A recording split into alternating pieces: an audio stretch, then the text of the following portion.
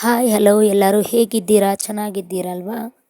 ಇವತ್ತು ಬೇಕ್ರಿಯಲ್ಲಿ ಸಿಗುವಂಥ ಚಂಪಾಕಲಿಯನ್ನು ಮನೆಯಲ್ಲೇ ಹೇಗೆ ಮಾಡೋದು ಅಂತ ನೋಡೋಣ ಬನ್ನಿ. ನಾನಿಲ್ಲಿ ಚಂಪಾಕಲಿ ಮಾಡೋಕ್ಕೆ ಮೊದಲಿಗೆ ನಾನು ಹಾಲನ್ನು ಒಡೆದಿರಬೇಕು. ಹಾಲನ್ನು ಒಡೆಯೋಕ್ಕೆ ಒಂದು ಸ್ವಲ್ಪ ನಿಂಬೆಹಣ್ಣು ಹಾಕ್ಬಿಟ್ಟು ಒಡ್ಕೋಬೇಕು ನೀಟಾಗಿ ಎಲ್ಲ ಹಾಲನ್ನು. ನೋಡಿರಿ ಯಾವ ರೀತಿಯಾಗಿ ನಾನು ಹೊಡ್ಕೊಂಡಿದ್ದೀನಿ ಅಂತ. ಈ ಹಾಲನ್ನು ಮೊದಲಿಗೆ ನಾವು ಹೊಡ್ಕೊಂಡಿರ್ತೀವಲ್ಲ ಅದನ್ನೊಂದು ತೆಳ್ಳವಾದ ಬಟ್ಟೆಯಲ್ಲಿ ಸೋಸ್ಕೋಬೇಕು. ನೀಟಾಗಿ ತೆಳ್ಳನ ಬಟ್ಟೆ ಇರಬೇಕು, ಅಂದರೆ ನೀರಂಶ ಎಲ್ಲ ಹೊರಗಡೆ ಬರುತ್ತೆ. ಅದಕ್ಕೋಸ್ಕರ ನಾನು ತೆಳ್ಳನ ಬಟ್ಟೆ ತೊಗೊಂಡ್ಬಿಟ್ಟು ಆ ಹೊಡೆದಿರೋ ಹಾಲನ್ನು ಅದಕ್ಕೆ ಹಾಕಿಬಿಟ್ಟು ನೀಟಾಗಿ ಸೋಸ್ಕೊತಾ ಇದ್ದೀನಿ. ಹಾಲು ಸೋಸ್ಕೊಂಡಿರೋ ಮೇಲೆ ಬಿಸಿ ಇರುತ್ತೆ ಅಲ್ವಾ, ಅದಕ್ಕೆ ನಾನು ಸ್ವಲ್ಪ ತಣ್ಣೀರು ಹಾಕ್ಕೊಂಡ್ಬಿಟ್ಟು ಕೈಯಲ್ಲೇ ಮ್ಯಾಶ್ ಮಾಡ್ತಾ ಸ್ವಲ್ಪ ಸ್ವಲ್ಪ ತಣ್ಣೀರು ಹಾಕ್ಕೊಂಡ್ಬಿಟ್ಟು ಮ್ಯಾಶ್ ಮಾಡ್ತಾ ತಣ್ಣಗಾಗೋಕ್ಕೆ ಬಿಡ್ತಾಯಿದ್ದೀನಿ. ಒಂದು ಸ್ವಲ್ಪ ತಣ್ಣಗಾದ್ಮೇಲೆ ಈ ರೀತಿಯಲ್ಲಿ ಬಟ್ಟೆಯನ್ನು ಸುತ್ತಬಿಟ್ಟು ನಾನು ಮಾಡ್ತಾಯಿದ್ದೀನಲ್ಲ ಈ ರೀತಿಯಲ್ಲಿ ಕೈಯಲ್ಲೇ ತಿರ್ಸ್ಕೊತ ಬಟ್ಟೆಯನ್ನು ನೀರಿನ ಅಂಶ ಎಲ್ಲ ಹೊರಗಡೆ ಬರೋಂಗೆ ಹಿಂಡಬೇಕು. ಮೊದಲಿಗೆ ನೀಟಿಗೆ ಒಂದು ಸ್ವಲ್ಪ ನೀರಿಲ್ದಂಗೆ ಹೊರಗಡೆ ನೀರಿನ ಅಂಶ ಎಲ್ಲ ಬರಬೇಕು. ಆ ರೀತಿಯಲ್ಲಿ ಕೈಯಲ್ಲಿ ಹಿಂಡ್ಕೋಬೇಕು. ಇದನ್ನು ಒಂದು ಸ್ವಲ್ಪ ನೀರಿದ್ದರೂ ಕೂಡ ಚೆನ್ನಾಗಿ ಬರೋಲ್ಲ, ಅದಕ್ಕೋಸ್ಕರ ನೀರಿನ ಅಂಶ ಏನು ಸ್ವಲ್ಪನೂ ಇರಬಾರ್ದು. ಅದಕ್ಕೋಸ್ಕರ ನಾನಿಲ್ಲಿ ನೀರಿನ ಅಂಶ ಬರೋಂಗೆ ಹಿಂಡ್ಕೋಬೇಕು. ಇದು ಸ್ವಲ್ಪ ಉಳಿದಿರುತ್ತೆ ಅಲ್ವಾ ನೀರಿನ ಅಂಶ ಎಲ್ಲ, ಅದಕ್ಕೋಸ್ಕರ ನಾನಿಲ್ಲಿ ಮನೆಯಲ್ಲೇ ಒಂದು ಗುಂಡು ಇರುತ್ತೆ ಅಥವಾ ಕಲ್ಲು ಇರುತ್ತೆ, ಅದನ್ನು ಅದ್ರ ಮೇಲೆ ಬಟ್ಟೆ ಸುತ್ತಿಟ್ಬಿಟ್ಟು ಅದ್ರ ಮೇಲೆ ಆ ಗುಂಡನ್ನು ಇಟ್ಟರೆ ಒಂದು ಅರ್ಧ ಗಂಟೆ ಬಿಟ್ಟರೆ ಸಾಕು. ಅದು ಯಾವ ರೀತಿ ಆಗುತ್ತೆ ನೋಡಿ ಯಾವ ರೀತಿ ಆಗಿದೆ ಅಂತ. ಉದುರಾಗಿ ಈ ರೀತಿ ಬರಬೇಕು ಅಂತ ಅದು ರೆಡಿಯಾಗಿದೆ ಅಂತ ಅರ್ಥ. ರೆಡಿ ಆದಮೇಲೆ ನಾನು ಈ ಥರ ಕೈಯಲ್ಲಿ ಮ್ಯಾಶ್ ಮಾಡ್ತಾಯಿದ್ದೀನಲ್ವ, ಈ ರೀತಿಯಲ್ಲಿ ನೀಟಾಗಿ ನುಣ್ಣಗೆ ಸ್ಮೂತಾಗಿ ಆಗಂಗೆ ಮ್ಯಾಶ್ ಮಾಡ್ಕೊತ ಹೋಗಬೇಕು. ನೀಟಾಗಿ ಈ ಥರ ಎಲ್ಲ ಕೈಯಿಂದನೇ ಕ್ಲೀನಾಗಿ ಮ್ಯಾಶ್ ಮಾಡ್ತಾ ಇದ್ದರೆ ಸ್ಮೂತಾಗಿ ಬರುತ್ತೆ. ಅದಕ್ಕೋಸ್ಕರ ನಾನು ನೀಟಾಗಿ ಸ್ವಲ್ಪ ಹತ್ತಿಟ್ಬಿಟ್ಟು ಕೈಯಲ್ಲೇ ಮ್ಯಾಶ್ ಮಾಡಬೇಕು.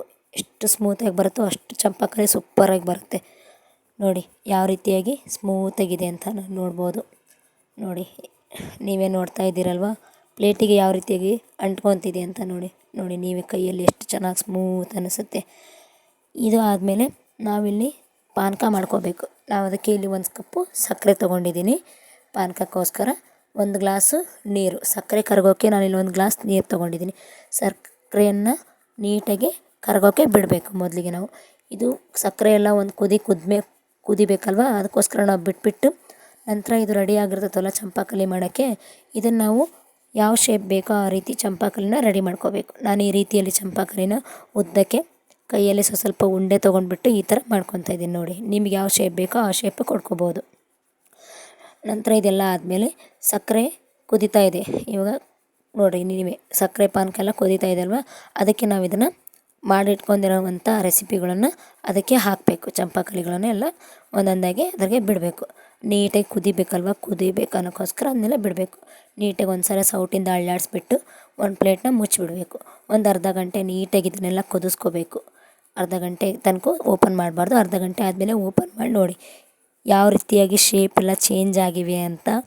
ಸಣ್ಣವೆಲ್ಲ ದೊಡ್ಡದಾಗಿ ಚೆನ್ನಾಗಿ ಬೆಂದಿವೆ ಅಂತ ಅರ್ಥ. ಇವಾಗ ಇದಕ್ಕೆ ಹಿಂಗಾದ್ಮೇಲೆ ನಾನು ಒಂದು ಸ್ವಲ್ಪ ಕಲರ್ ಹಾಕ್ಕೊತಾ ಇದ್ದೀನಿ. ನಿಮಗೆ ಬೇಕಂದ್ರೆ ಹಾಕ್ಕೊಳ್ಳಿ, ಬೇಡ ಅಂದರೆ ಬಿಡ್ಬೋದು.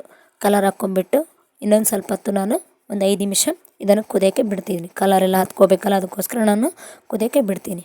ನೋಡಿರಿ ಯಾವ ರೀತಿಯಾಗಿ ಬೆಂದಿದೆ ಅಂತ. ನೋಡಿರಿ ಕಲರು ಚೇಂಜ್ ಆಗಿದೆ. ನಾನು ಇದಕ್ಕೆ ಒಳಗಡೆ ಕೋವಾ ತುಂಬ್ತೀನಿ. ಯಾಕಪ್ಪ ಅಂದರೆ ತಿನ್ನೋವಾಗ ಚೆನ್ನಾಗಿ ಬರುತ್ತೆ ಬಾಯಲ್ಲಿ, ಅದಕ್ಕೋಸ್ಕರ ನಾನು ಕೋವಾ ತುಂಬ್ತೀನಿ. ನಾನು ನೋಡಿ ಯಾವ ಥರ ನಡಕ್ಕೆ ಕಟ್ ಮಾಡಿಬಿಟ್ಟು ಅದನ್ನು ಕೈಯಿಂದನೇ ನಾನು ಆ ಕೋವಾನ ಅದರೊಳಗೆ ತುಂಬ್ತಾಯಿದ್ದೀನಿ. ನೀವು ನೋಡ್ಕೋಬೋದು ಯಾವ ರೀತಿಯಾಗಿ ತುಂಬ್ತಾಯಿದ್ದೀನಿ ಅಂತ. ಸ್ಪೂನಲ್ಲೇ ಕಟ್ ಮಾಡಿದ್ದೀನಿ. ನೀಟಾಗಿ ಕಟ್ ಮಾಡಿಬಿಟ್ಟು ಕೋವಾನ ಅದರೊಳಗೆ ತುಂಬಿದರೆ ಆಯಿತು, ಚಂಪಾಕಲಿ ರೆಡಿ ಆಗಿಬಿಡುತ್ತೆ. ಸ್ಮೂತಾಗಿ ಸಖತ್ತಾಗಿರುತ್ತೆ ಈ ಚಂಪಾಕಲಿ. ತಿನ್ನೋಕ್ಕಂತೂ ಭಾಳ ಚೆನ್ನಾಗಿರುತ್ತೆ. ಅಷ್ಟು ಚೆನ್ನಾಗಿದೆ ಚಂಪಾಕಲಿ. ಒಂದ್ಸರಿ ಟ್ರೈ ಮಾಡಿ ನೋಡಿ ನೀವು ಮನೆಯಲ್ಲಿ, ಎಲ್ಲರೂ ಇಷ್ಟಪಡ್ತೀರ. ನಾನು ಇದಕ್ಕೆ ಡೆಕೋರೇಷನ್ಗೋಸ್ಕರ ಸ್ಟ್ರಾಬೆರಿ ಇಲ್ಲ ಅಂದರೆ ಚೆರಿ ಇಲ್ಲ ಅಂದರೆ ನಾನಿಲ್ಲಿ ಗೋಡಂಬಿ ಇಟ್ಕೊಂಡಿದ್ದೀನಿ. ನಿಮಗೆ ಯಾವ್ದು ಬೇಕೋ ಅಂತ ತೊಗೋಬೋದು. ನೋಡಿರಿ ಯಾವ ರೀತಿಯಲ್ಲಿ ಚಂಪಾಕಲಿ ಬೇಕ್ರಿ ಸ್ಟೈಲಲ್ಲಿ ರೆಡಿಯಾಗಿದೆ ಅಂತ. ಬೇಕ್ರಿ ಹೋಗಿ ತರೋ ಬದಲು ಮನೆಯಲ್ಲೇ ನಾವು ಸುಲಭವಾಗಿ ಮಾಡಿಕೊಂಡು ತಿನ್ಬೋದು. ನನ್ನ ಚಾನಲ್ ನಿಮಗೆ ಇಷ್ಟ ಆಗಿದ್ದರೆ ಲೈಕ್ ಮಾಡಿ, ಶೇರ್ ಮಾಡಿ, ಸಬ್ಸ್ಕ್ರೈಬ್ ಮಾಡಿ. ಎಲ್ಲರಿಗೂ ಧನ್ಯವಾದಗಳು.